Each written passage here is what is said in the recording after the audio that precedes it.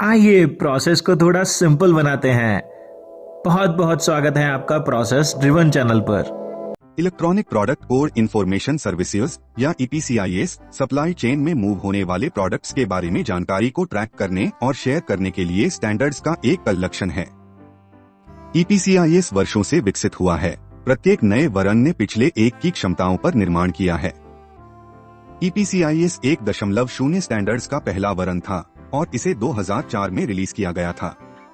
इसने supply chain के भीतर प्रोडक्ट्स के मूवमेंट के बारे में जानकारी को कैप्चर करने और शेयर करने के लिए एक बुनियादी ढांचा प्रदान किया।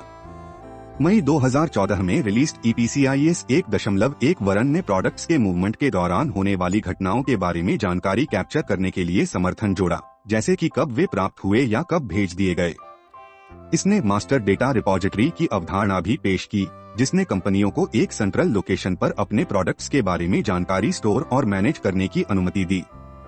सितंबर 2016 में रिलीज्ड ईपीसीआईएस 1.2 वर्जन ने प्रोडक्ट्स के बारे में अधिक विस्तृत जानकारी, जैसे सीरियल नंबर और एक्सपायरी डेट को कैप्चर करने के लिए समर्थन जोड़ा। इसने एक्सटेंशन की अवधारणा भी पेश की, जिसने कंपनियों को ईपीसीआईएस मानक में अपने स्वयं के कस्टम डेटा फीड जोड़ने की अनुमति दी। ईपीसीआईएस 2.0 स्टैंडर्ड्स का नवीनतम वर्जन जून 2022 में रिलीज किया गया था।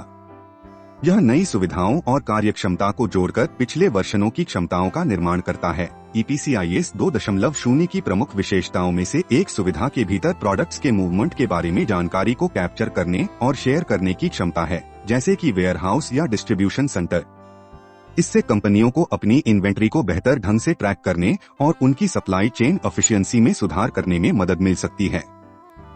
ईपीसीआईएस 2.0 में नए प्रकार के डेटा के लिए समर्थन भी शामिल है, जैसे कि टेम्परेचर रीडिंग और ह्यूमिडिटी का स्तर, जो उन प्रोडक्ट्स के लिए महत्वपूर्ण हो सकता है जिन्हें विशिष्ट परिस्थितियों में संग्रहित करने की आवश्यकता होती है।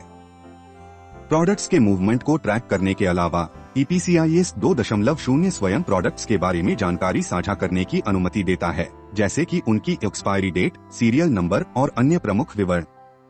कुल मिलाकर ईपीसीआईएस का विकास सप्लाई चेन पेशेवरों की जरूरतों से प्रेरित है, ताकि वे अपने प्रोडक्ट्स को बेहतर ढंग से ट्रैक और प्रबंधित कर सकें।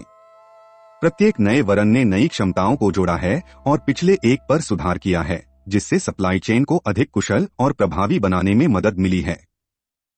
ईपीसीआईएस के बारे में कुछ अज्ञात या कम ज्ञात तथ्यों में शामिल हैं।